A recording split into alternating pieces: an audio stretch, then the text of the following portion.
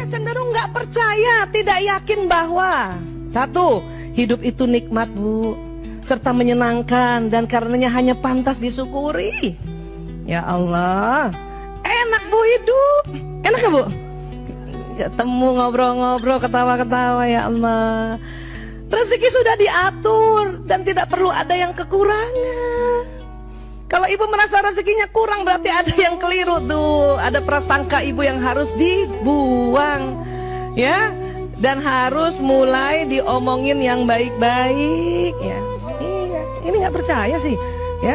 Tubuh bisa menyembuhkan diri sendiri. Banyak yang nggak percaya. Padahal kenapa kita kalau dikasih obat dokter dan ada obat tidurnya, supaya ibu tidur masuk gelombang delta, di situ sel menyembuhkan dirinya sendiri. Itu. Bu Aisyah, saya kalau nggak pakai obat bisa tidur, lebih bagus, lebih bagus. Ya, saya mah nggak usah pakai obat tidur, alhamdulillah banget itu. Iya, pikiran dan perasaan lebih kuat dari tindakan. Nggak percaya ya? Orang percayanya kebalikannya, tindakan lebih kuat dari pikiran perasaan. Justru enggak, pikiran sama perasaan itu lebih kuat, Bu. Kenapa? Itu otak emosi itu di tengah persis sebesar ini, dan dia langsung masuk ke batang otak dan ke sumsum tulang. Jadi perasaan itu lebih kuat dari tindakan kita. Tindakan kita akan melakukan sesuai perasaan. Tindakan kita akan melakukan sesuai emosi kita. Kenapa? Kan jalan di belakang tuh sistem sarafnya. Kalau kita sedih,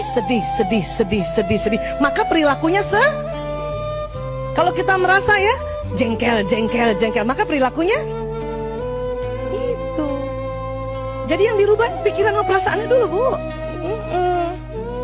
Manusia bisa mengubah hidup dengan mengubah pikiran dan perasaan. Betul. Kalau ibu merasa nih, hari ini nih lagi ada yang merasanya sengsara, sikonnya nggak bisa dirubah, Bu. Apa yang dirubah? Emosinya. Emosi itu terdiri dari pikiran dan perasaan. Itu ibu rubah dulu. Tapi Bu Aisyah, saya butuh uang sekolahkan anak-anak. Iya, rubah dulu pikiran sama perasaan ibu. Nggak bisa, harus bayar besok. Iya, nggak apa-apa bayar besok. Tapi rubah dulu pikiran sama perasaannya, rubah dulu. Apa nanti datang? Nggak tahu. Tapi rubah dulu pikiran perasaannya, rubah dulu. Caranya macam-macam. Tapi yang paling gampang Astagfirullahaladzim. Orang tadi sudah dijanjiin kan, barang siapa yang rajin istighfar apa? Diberikan ya, diberikan penyelesaian dan diberikan rezeki. Makanya istighfar aja. Ya Allah, Bu Aisyah harus bayar besok uang sekolah. Itu aja. Astagfirullah. Nggak usah mikir dari mana uangnya, istighfar aja dulu. Jangan mikir, jangan ada yang begini, astagfirullah, dari mana ya?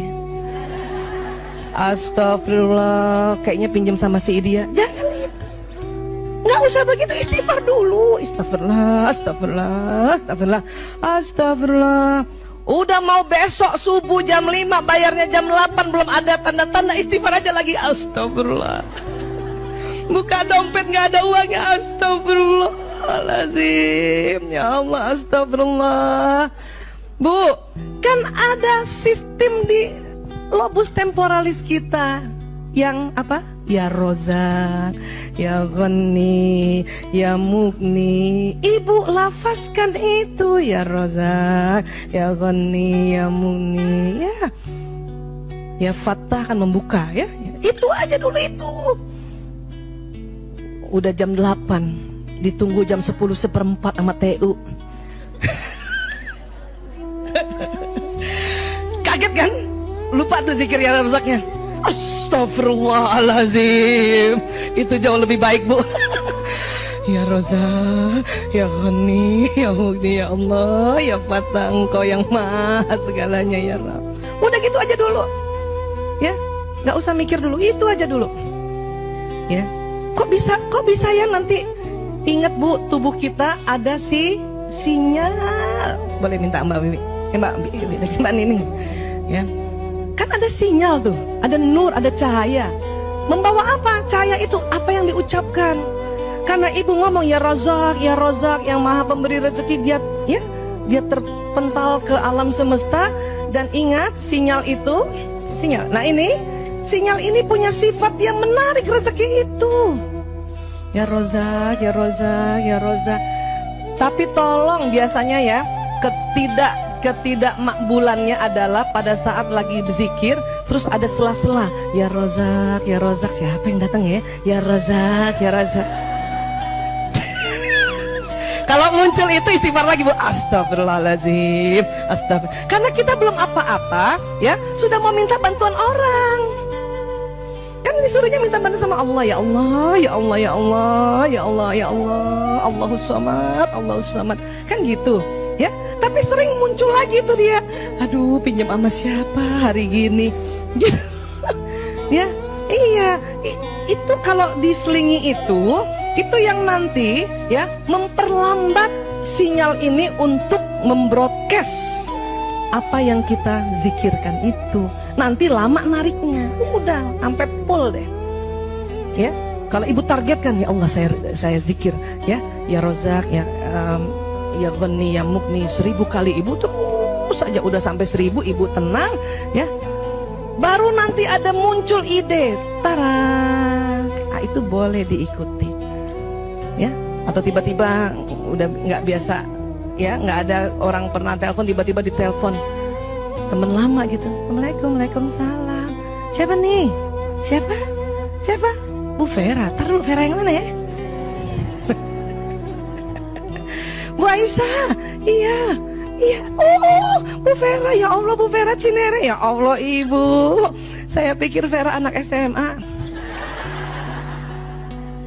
Karena suaranya manja kan gitu kan. Iya Bu Aisyah, ya Allah udah lama banget Bu Aisyah nggak ke Rumel, udah 2 tahun. Iya nih maaf, ngurus narkoba nih. Kenapa Bu Vera? Bu Aisyah tolong dong Bu Aisyah, ya bulan depan saya ulang tahun. Kenapa Bu Vera? Iya tolonglah kasih tahu sih. Yang bener. Iya Bu Aisyah. Aduh bulan depan ya. Iya. Cuman supaya Bu Aisyah datang tepat waktu, saya kirimin dulu deh Bu Aisyah DP-nya. Iya. Yeah.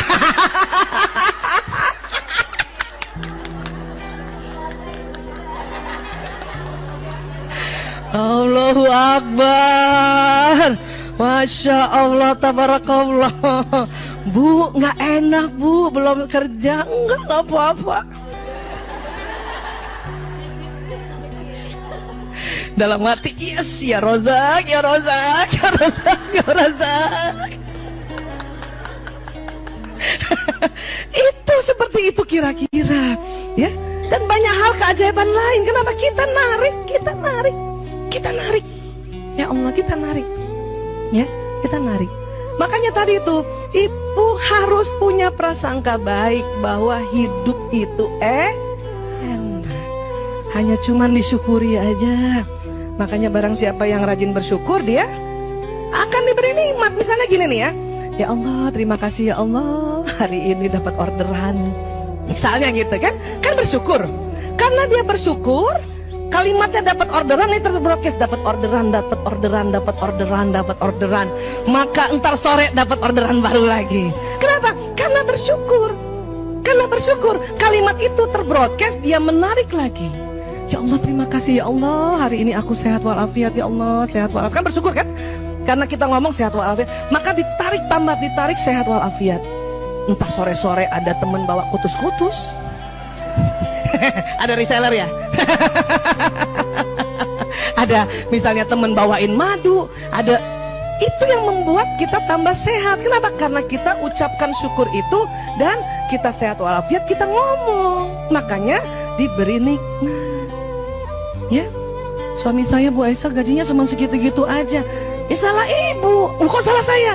Ya kenapa ngomongnya segitu-gitu aja? Maka segitu-gitu aja. Iya. Ya Allah, suami saya ya Allah banyak banget rezekinya ya Allah. Itu kalau gaji baru 1 pintu, padahal pintunya 99 itu ya Allah. Ibu ngomong gitu kan? Maka tuh 99 terbuka tuh. Yang kita selalu ngomong yang itu-itu aja sih. Ibu mau punya mobil bagus, mau kan? Tapi mobilnya selalu mogok. Yang ibu sebut apa? Ini mobil mogok melulu. Maka mogok melulu. Ini emang akinya tua nih, susah nih mogok melulu. Padahal pengen punya mobil baru. Mobil barunya jarang disebutkan. Yang di broadcast apa dong? Mogok. Kalau mobilnya mogok disayang. Ya Allah, nih mobil udah 20 tahun dia temani saya. Pantaslah kalau ada teman barunya. Lah kan begitu. Karena kalau kita marah sama tuh mobil, ini mobil, biarin ada mobil baru. Ibu tuh namanya gak syukur. Bersyukur dulu ini mobil nemenin kita. Ya gak Bu? Iya. Mobil suami saya suruh jual tuh mobil saya tuh yang begitu tuh. Enggak mau. Kenapa? Ya Allah tuh mobil. Itu kalau kita masuk mobil saya Bu, mulai tuh makanan surga bertebaran. Buah-buahan dari panitia.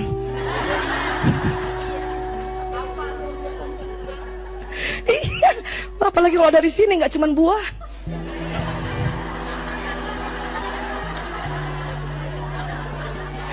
Ada bakso. Tuh teman-teman yang di depan tuh, ya Allah, ada tuh satu-satu buah Isa.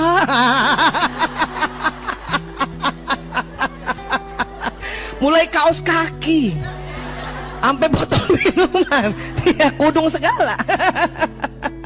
Ya makanya disuruh sebut-sebut yang supaya ini nyala. Tang, set. Enak kan hidup itu, ya. Ya, ikhlas, masya Allah. Bu, kalau kita ngomong gadget tuh ada istilah anak sekarang apa? Gadget-gadget sekarang, default factory setting, ya, default factory system. Ya, Ibu kalau beli gadget ada program kan? Itu namanya default factory system. Udah dari sononya. Ya, termasuk ikhlas. Ikhlas itu adalah ya apa-apa mintanya sama Allah. Betul? Kalau surat Al-Ikhlas, Allahus Samad. Itu inti surat Al-Ikhlas. Jadi kalau ibu kesel, ibu minta sama Allah. Ya Allah, ya Allah, astagfirullah, astagfirullah, ya Allah, ya Allah, ya Allah, ya Allah, ya Allah. Karena itu udah ada settingannya di kepala. Ya, terus aja ngomong gitu, nanti masuk ke level gembira dan itulah zona ikhlas, bersyukur. Makanya kadang-kadang kalau saya nih lagi kesel tentang apa-apa, saya nggak mau inget yang jelek-jelek, yang inget yang baik-baiknya aja. Anak saya kesel sama anak saya barangkali ya, yang kedua misalnya. Stop, inget yang jelek-jelek, inget yang baik-baiknya, bersyukur terus, bersyukur. Lama-lama itu ikhlas, ya. Sesungguhnya manusia sudah dilahirkan dengan default factory setting yang sangat hebat. Diberi fitrah yang murni dari Allah. Manusia sendiri pula lah yang senang mendiskonnya. Sehingga kesempurnaannya menjadi berkurang. Kenapa mendiskon keikhlasan? Karena pengalaman hidup. Betul Bu? Pengalaman negatif yang kita masuk di mana? Di lobus frontalis, ya. Dan ketidaktepatan berpikir. Kenapa? Prefrontalnya belum banyak isinya. Makanya kurang tepat berpikirnya. Menganalisanya nggak tepat. Kenapa? Referensinya nggak ada. Ya, atau ya prasangka, sehingga hidupnya pun menjadi penuh kesulitan. Kalau kita merasa hidup sulit berarti banyak prasangkanya Bu. Itu yang dirubah, ya. Nilai tentang seseorang itu ada referensinya gitu. Jadi nggak berprasangka. Kenapa? Nggak guna kata Allah, ya. Nggak mencapai kebenaran, nggak benar tuh. Ya. Berbagai virus prasangka dan pikiran negatif yang tanpa disadari merasuk ke dalam benak manusia, sehingga manusia berangsur-angsur lupa atau tidak percaya atau tidak yakin akan sifat kesempurnaan kita yang berupa kebaikan, kelebihan, kekuatan. Ibu kan kuat kan Bu? Kalau anaknya bengal-bengal dikit kuat kan Bu? Kalau suaminya lemah-lemah dikit kuat kan Bu? Ya, karena kita punya kekuatan. Kalau kita taklim kemudian kita belajar ya, dan Allah bilang bahwa setiap orang diberikan cobaan atau ujian ya sesuai dengan kemampuan, itu masuk di sini. Makanya kalau ibu langsung misalnya mendapat masalah terus ibu bilang aku nggak kuat, berarti nggak ada isinya kepalanya. Kuat Bu, tapi ibu lagi capek, itu benar. Ya Allah, insya Allah aku kuat, tapi lagi capek. Itu lebih benar. Kan boleh kan ibu capek? Makanya suruh tidur. Tapi pantang ibu bilang aku gak kuat. Karena ibu ada potensi dirinya di mana? Di sini sudah ada. Watak ibu, bakat ibu, kekuatannya, kelemahannya. Kenapa bilang gak kuat? Ya, karena lupa. Ya.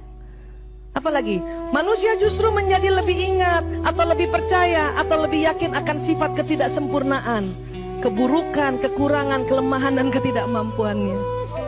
Apalagi sering ada orang bilang, memang saya nggak sempurna. Yang bilang siapa? Orang di Atin dibilang kamu ya diciptakan ya sebaik-baiknya makhluk. Iya, kita aja yang ngomong. Ya, ada lagu lagi kayak gitu ya. Kalau sering nyanyiin akan muncul gini nanti.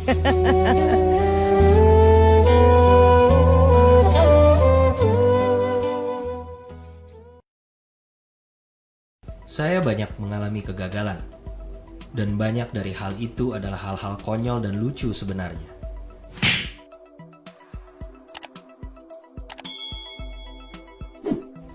Saya pernah 2 kali gagal tes penting ketika masih SD dan ketika beranjak SMP. Aku gagal 3 kali. Dan selama 3 tahun, aku mencoba belajar di universitas, namun itu juga gagal. Dan 30 kali lebih aku melamar pekerjaan, semuanya pun ditolak. Kepolisian menolakku, bahkan KFC pun menolakku. Ketika KFC masuk Cina, di kotaku, 24 orang melamar pekerjaan itu. 23 orang diterima, hanya saya yang ditolak. Di kepolisian pun juga sama. 5 orang yang melamar, 4 diterima, lagi-lagi hanya aku yang ditolak. Jadi bagiku, ditolak dan gagal itu hal biasa. Oh, dan saya pernah mencoba melamar untuk Harvard. 10 kali ditolak. Tentu saja ditolak, tapi saya hanya ingin mencoba saja. Jack Ma atau Ma Yun lahir 15 Oktober 1964 di Hangzhou, Cina bagian selatan. Ia adalah seorang anak yang kurus dan kecil, dan selalu bertengkar dengan teman-teman sekelasnya. Aku tidak pernah takut dengan orang yang lebih besar dariku. Dia menceritakannya dalam buku Alibaba, karya Liu Shiying dan Martha Avery. Setelah lulus SMA, ia 2 kali ditolak masuk ke universitas yang diinginkannya. Setelah berulang kali belajar, ia akhirnya diterima di Institut Guru di Hangzhou. Dia lulus di tahun 1988 dan langsung mencari pekerjaan. Dia menerima lebih dari 12 penolakan, termasuk dari gerai makanan cepat saji KFC. Ma kemudian menjadi seorang guru bahasa Inggris. Meskipun hanya dibayar $12 dalam sebulan, ia sangat mencintai pekerjaannya. Ma tidak pernah memiliki pengalaman apapun menggunakan komputer ataupun mengerti bahasa program. Namun, ia sangat menyukai teknologi dan internet. Ma mengetik bir dalam online search pertamanya. Namun kaget karena tidak menemukan satupun produk bir buatan Cina di hasil pencarian tersebut. Pada saat itulah ia memutuskan untuk membentuk sebuah perusahaan yang bergerak di dunia online. Meskipun 2 usaha pertamanya gagal, 4 tahun kemudian ia mengumpulkan 17 teman-temannya dan meyakinkan mereka untuk berinvestasi dengan perusahaan yang akan dibangun Ma. Sebuah marketplace bernama Alibaba. Alibaba memberikan slot bagi eksportir untuk memasarkan produknya secara langsung kepada konsumen. Tak lama, website tersebut mulai menarik perhatian konsumen dari seluruh dunia. Di tahun 1999, Alibaba mendapatkan suntikan dana sebesar $5 juta atau 76 miliar dari Goldman Sachs dan $20 juta atau 307 miliar melalui SoftBank, sebuah perusahaan telekomunikasi Jepang yang juga berinvestasi pada perusahaan-perusahaan teknologi. Kita akan berhasil karena kita masih muda dan kita tidak pernah menyerah, ucap Ma dalam sebuah acara bersama karyawannya. Di tahun 2005, Yahoo berinvestasi $1 miliar atau 15 triliun untuk Alibaba dengan 40% saham perusahaan sebagai gantinya. Hal ini sangat berpengaruh bagi Alibaba yang kala itu tengah melawan dominasi eBay dan juga kemenangan besar bagi Yahoo tentunya.